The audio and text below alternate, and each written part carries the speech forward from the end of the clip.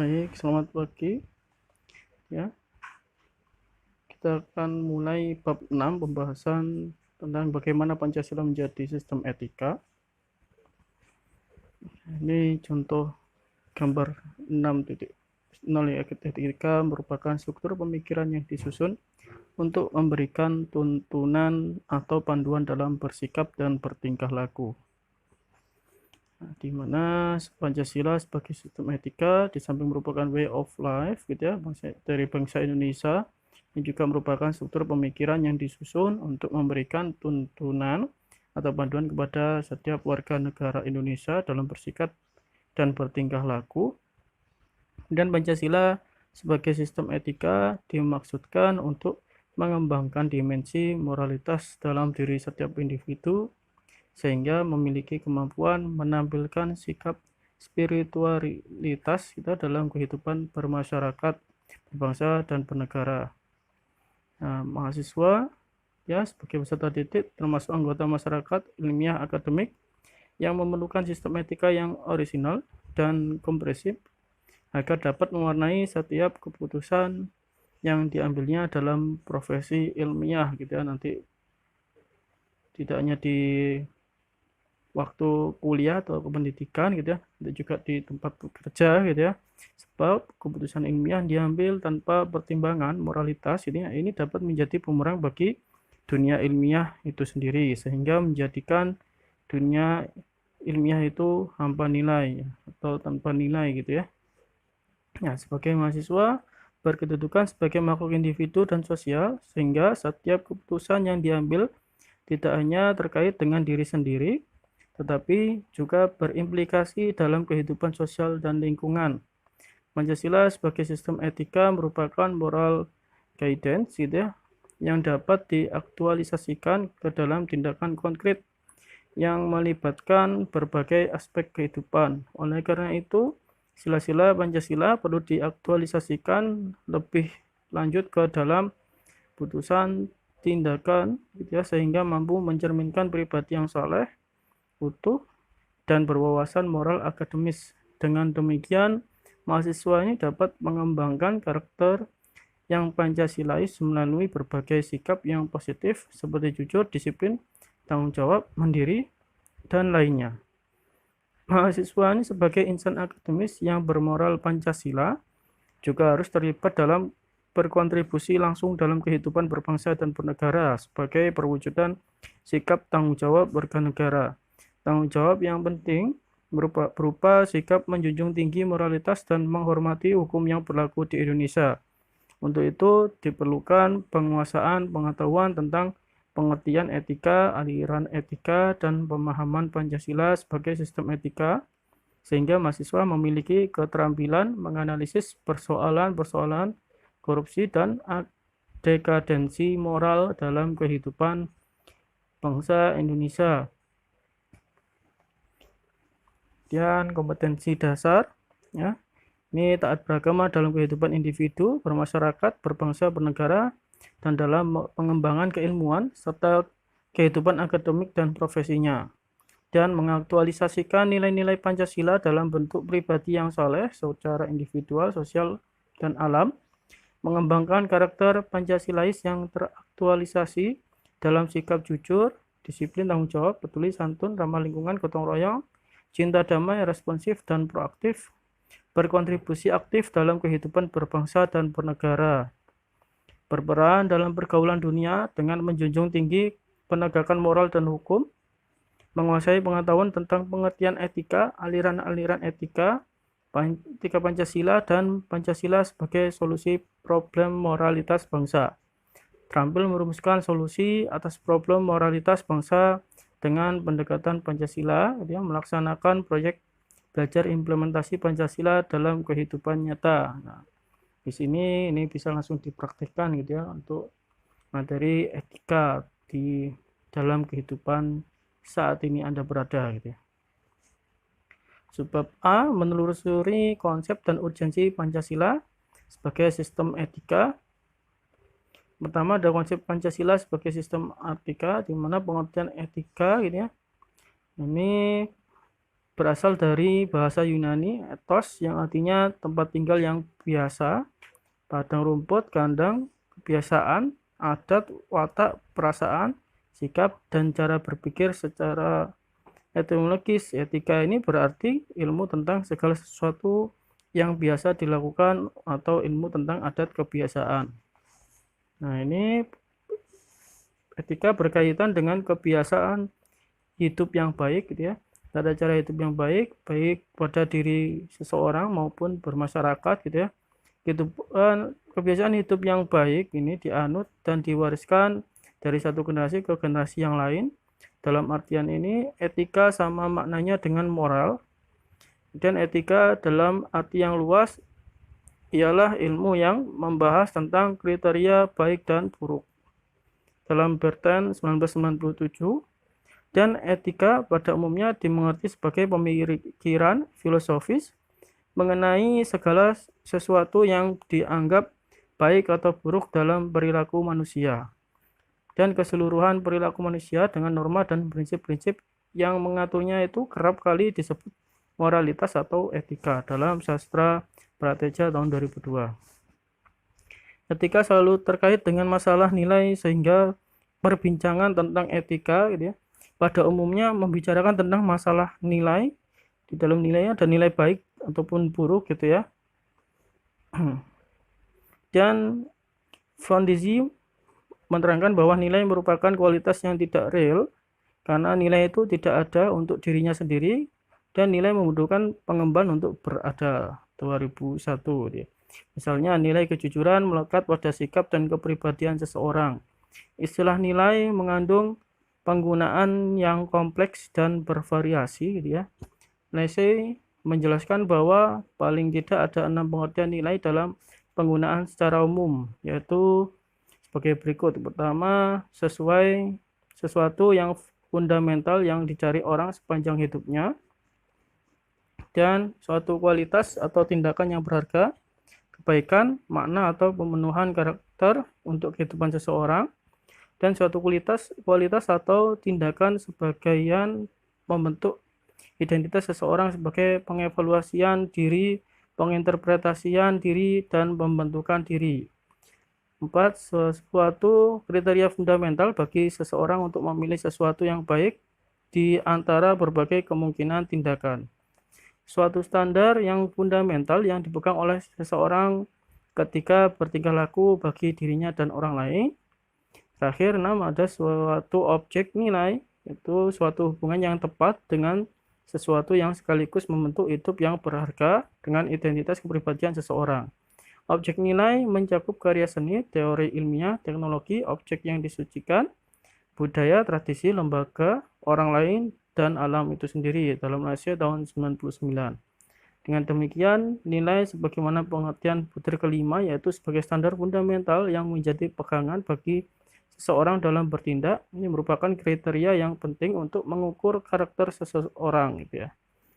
Nilai sebagai standar fundamental ini pula yang diterapkan seseorang dalam pergaulannya dengan orang lain sehingga perbuatannya ini dapat dikategorikan etis atau tidak. Nah, ini bisa dinilai oleh orang lain gitu ya. Namun gitu ya, di dalam kehidupannya gitu ya, ini etika sama etiket ini kadang dicampur adukan gitu ya, padahal keduanya mempunyai perbedaan yang hakiki, di mana etika ini berarti moral gitu ya, sedangkan etiket ini lebih mengacu pada pengertian sopan santun, adat istiadat. Nah, jika dilihat dari asal usul katanya gitu ya, etika ini berasal dari kata ethos, sedangkan etiket berasal dari etiquette gitu ya. Keduanya memang mengatur perilaku manusia secara normatif, tapi etika lebih mengacu ke filsafat moral yang merupakan kajian kritis tentang baik dan buruk. Sedangkan etiket mengacu pada cara yang tepat yang diharapkan secara ditentukan dalam suatu komunitas tertentu. Contoh, mencuri termasuk pelanggaran moral ya. Ini tidak penting apakah dia mencuri dengan tangan kanan atau tangan kiri. Kemudian etiket misalnya ini terkait dengan tata cara berperilaku dalam pergaulan, seperti makan dengan tangan kanan dianggap lebih sopan dan beretiket. Nah, ini beda lagi ya, ada perbedaan etika dan etiket. Jadi kalau etika, mencuri pun walaupun tangan kanan atau kiri gitu ya, yang namanya mencuri ini pasti sudah melanggar normal ya, moral gitu ya, normal, moral, dan etika. Kalau etiket ini contohnya lebih ke makan gitu ya, sopan santun menggunakan tangan kanan gitu ya.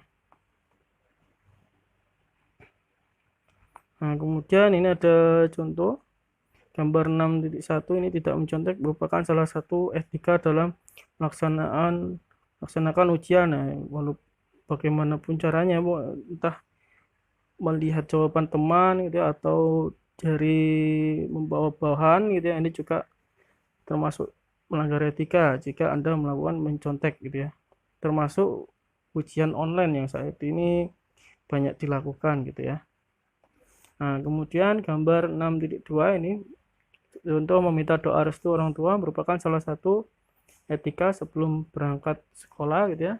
Nah, ini kalau selain doa berpamitan gitu ya, nah ini merupakan salah satu etika sebelum berangkat sekolah atau berangkat kerja. Nah, kemudian gambar 6.3 ini korupsi merupakan penyakit moral yang kronis yang perlu disembuhkan. Nah, ini contoh gambarnya, di mana ada gambar ada ya, korupsi pejabat ini ya, ini ada moral yang perlu diberikan gitu ya, dan perlu diobati, di mana dia memiliki korupsi dengan penyakit yang kronis ya. Kemudian B, aliran-aliran etika. Ada beberapa aliran etika yang dikenal dalam bidang filsafat, meliputi etika keutamaan, teleologis gitu ya, deontologis gitu ya. Etika keutamaan atau etika kebijakan adalah teori yang mempelajari keutamaan atau virtue gitu ya. Artinya mempelajari tentang perbuatan manusia itu baik atau buruk. Etika kebajikan ini mengarahkan perhatiannya kepada keberadaan manusia, lebih menekankan pada what should I be ya, atau saya harus menjadi orang yang bagaimana. Beberapa watak yang terkandung dalam nilai keutamaan adalah baik hati, satria, belas kasih, terus terang, bersahabat, murah hati, bernalar, percaya diri, penguasaan diri, sadar, suka bekerja bersama, dan berani, santun, jujur, terampil, adil, setia, dan bersahaja ya, disiplin, mandiri, bijaksana, peduli, dan toleran dalam Mudofir tahun 2009. Orang yang memelihara metabolisme tubuh untuk mendapatkan kesehatan yang prima juga dapat dikatakan sebagai bentuk penguasaan diri dan disiplin. Sebagaimana nasihat Hippocrates gitu ya.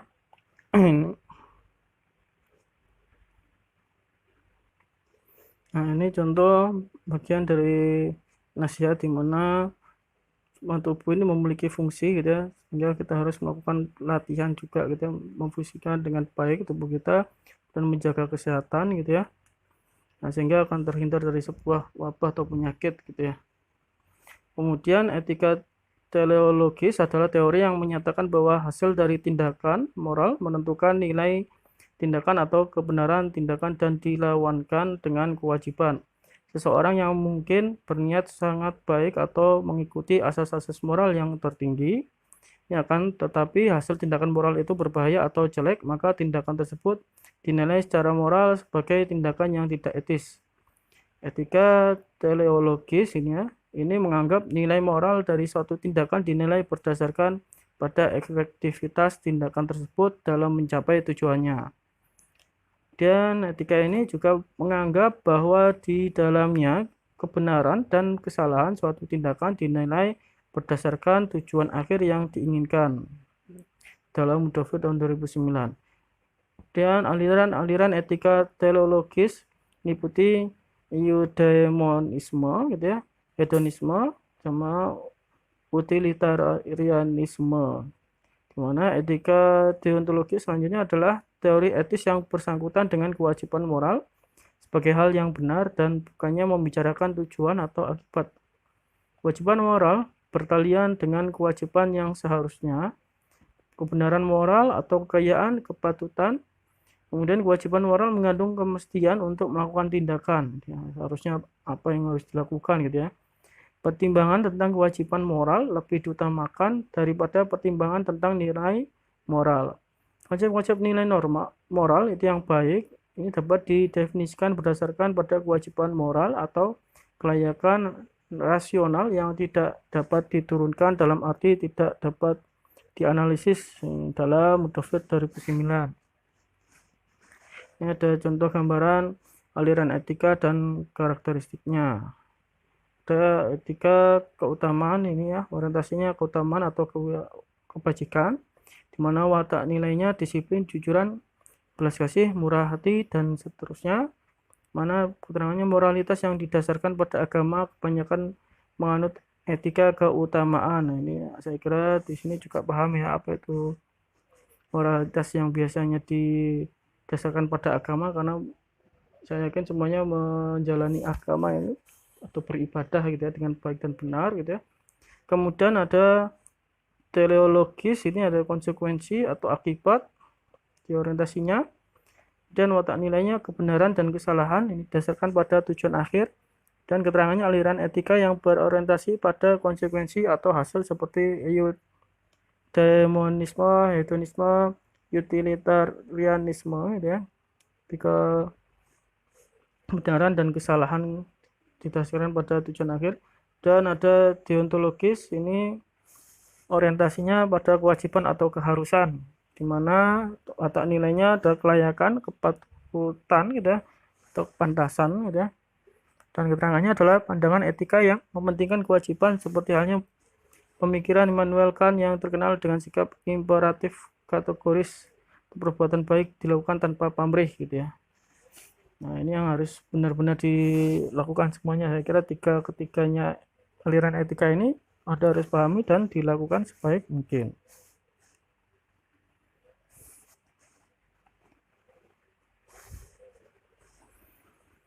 Kemudian etika Pancasila. Nah, setelah Anda mendapatkan gambaran tentang pengertian etika dan aliran etika, selanjutnya ini perlu dirumuskan pengertian etika Pancasila ya, dan aliran yang lebih sesuai dengan etika Pancasila. Mana etika Pancasila adalah cabang filsafat yang dijabarkan dari sila-sila Pancasila untuk mengatur kehidupan bermasyarakat, berbangsa, dan bernegara di Indonesia. Oleh karena itu, dalam etika Pancasila terkandung nilai-nilai ketuhanan, kemanusiaan, persatuan kerakyatan, dan keadilan. Mana kelima nilai tersebut membentuk perilaku manusia Indonesia dalam semua aspek kehidupannya. Sila ketuhanan mengandung dimensi moral berupa nilai spiritualitas yang mendekatkan diri manusia kepada Sang Pencipta. Ketaatan kepada nilai agama yang dianutnya, ini sila kemanusiaan mengandung dimensi humanus, artinya menjadikan manusia lebih manusiawi, yaitu upaya meningkatkan kualitas kemanusiaan dalam pergaulan antar sesama. Sila persatuan mengandung dimensi nilai solidaritas, rasa kebersamaan gitu ya, cinta tanah air. Dan sila kerakyatan mengandung dimensi nilai berupa sikap menghargai orang lain, mau mendengar pendapat orang lain, tidak memaksakan kehendak kepada orang lain. Dan sila keadilan mengandung dimensi nilai mau peduli atas nasib orang lain, kesediaan membantu kesulitan orang lain.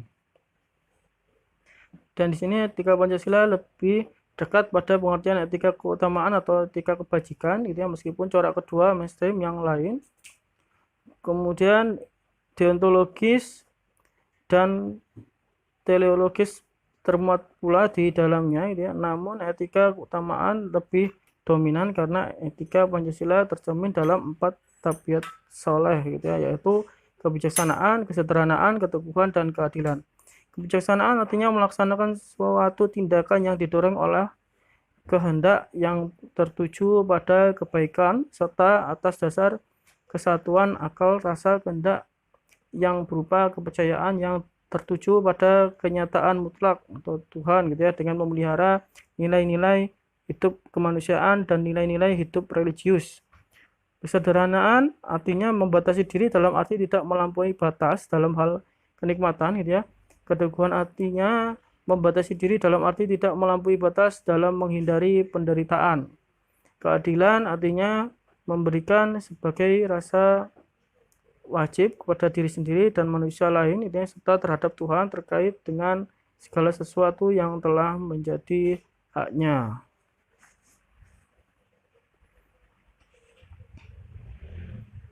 Nah, kemudian urgensi Pancasila sebagai sistem etika. Artinya Pancasila sebagai sistem etika terkait dengan problem yang dihadapi bangsa Indonesia sebagai berikut. Pertama, banyaknya kasus korupsi yang melanda negara Indonesia sehingga dapat melemahkan sendi-sendi kehidupan berbangsa dan bernegara. Kedua, masih terjadinya aksi terorisme yang mengatasnamakan agama sehingga dapat merusak semangat toleransi dalam kehidupan antar umat beragama dan meluluhlantakan semangat persatuan dan mengancam disintegrasi bangsa. Jika masih terjadinya pelanggaran hak asasi manusia dalam kehidupan bernegara, seperti kasus penyerbuan lembaga pemasyarakatan Cepongan Yogyakarta pada tahun 2013 yang lalu.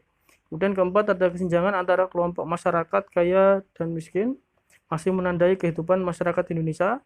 Kelima, ketidakadilan hukum yang masih mewarnai proses peradilan di Indonesia, seperti keputusan bebas bersyarat atas pengedar narkoba asal Australia Skapel Corby. Keenam, banyaknya orang kaya yang tidak bersedia membayar pajak dengan benar, seperti kasus penggelapan pajak oleh perusahaan, kasus Panama Papers yang menghindari atau mengurangi pembayaran pajak. Semuanya itu memperlihatkan pentingnya dan mendesaknya peran dan kedudukan Pancasila sebagai sistem etika, karena dapat menjadi tuntunan atau sebagai leading principle bagi warga negara untuk berperilaku sesuai dengan nilai-nilai Pancasila. Etika Pancasila diperlukan dalam kehidupan bermasyarakat, berbangsa, dan bernegara sebab berisikan tuntunan nilai-nilai moral yang hidup. Namun diperlukan kajian kritis rasional terhadap nilai-nilai moral yang hidup tersebut agar tidak terjebak ke dalam pandangan yang bersifat mitos. Misalnya, korupsi terjadi lantaran seorang pejabat diberi hadiah oleh seorang yang memerlukan bantuan atau jasa si pejabat agar urusannya lancar. Nah, si pejabat menerima hadiah tanpa memikirkan alasan orang tersebut memberikan hadiah. Demikian pula halnya dengan masyarakat yang menerima sesuatu dalam konteks politik sehingga dapat dikategorikan sebagai bentuk suap. Nah, ini ada contohnya di gambar 6.4 gitu ya. Salah satu etika dalam berdemokrasi adalah menolak berbagai macam bentuk suap dalam proses pemilihan wakil-wakil rakyat. Nah, ini contoh dimana kita juga dekat dengan ini ya, pemilihan kepala daerah gitu ya. Nah, kemudian ini contohnya suap politik, hati-hati selain janjinya palsu bisa jadi uangnya juga palsu.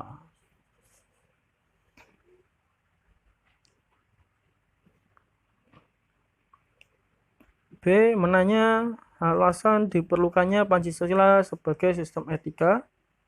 Ini Anda perlu mengetahui bahwa Pancasila sebagai sistem etika tidaklah muncul begitu saja. Ya. Pancasila sebagai sistem etika diperlukan dalam kehidupan politik untuk mengatur sistem penyelenggaraan negara. Anda dapat bayangkan apabila dalam penyelenggaraan kehidupan bernegara tidak ada sistem etika yang menjadi pemandu atau guidance atau ketuntunan bagi para penyelenggara negara, niscaya negara akan hancur. Beberapa alasan mengapa Pancasila sebagai sistem etika itu diperlukan dalam penyelenggaraan kehidupan bernegara Indonesia. Pertama, dekadensi moral yang melanda kehidupan masyarakat, terutama generasi muda, sehingga membahayakan kelangsungan hidup bernegara. Dan generasi muda yang tidak mendapat pendidikan karakter yang memadai dihadapkan pada pluralitas nilai yang melanda Indonesia sebagai akibat globalisasi sehingga mereka kehilangan arah gitu ya. Dekadensi moral itu terjadi ketika pengaruh globalisasi tidak sejalan dengan nilai-nilai Pancasila, tetapi justru nilai-nilai dari luar berlaku dominan. Contoh-contoh dekadensi moral antara lain penyalahgunaan narkoba gitu ya, kebebasan tanpa batas, rendahnya rasa hormat kepada orang tua, menipisnya rasa kejujuran, tawuran di kalangan para pelajar. Semuanya itu menunjukkan lemahnya tatanan nilai moral dalam kehidupan bangsa Indonesia. Oleh karena itu, Pancasila sebagai sistem etika diperlukan kehadirannya sejak dini, terutama dalam bentuk pendidikan karakter di sekolah-sekolah. Dan kedua ada korupsi akan merajalela gitu ya, karena para penyelenggara negara tidak memiliki rambu-rambu normatif dalam menjalankan tugasnya. Para penyelenggara negara tidak dapat membedakan batasan yang boleh dan tidak, pantas dan tidak, baik dan buruk, ya. Jadi Pancasila sebagai sistem etika terkait dengan pemahaman atas kriteria baik dan buruk. Arsipem dalam Axiology of Science ini menjelaskan bahwa baik dan buruk merupakan dua hal yang terpisah. Namun baik dan buruk itu eksis dalam kehidupan manusia gitu ya. Maksudnya godaan untuk melakukan perbuatan buruk ini selalu muncul ketika seseorang menjadi pejabat dan mempunyai peluang untuk melakukan tindakan buruk atau korupsi gitu ya. Nah, ini contoh yang dekat, kemarin ada kasus ya, di mana pejabat atau menteri ini karena tertangkap KPK. Nah, ini juga ini pejabat atau orang yang mempunyai peluang ini juga harus berhati-hati gitu ya.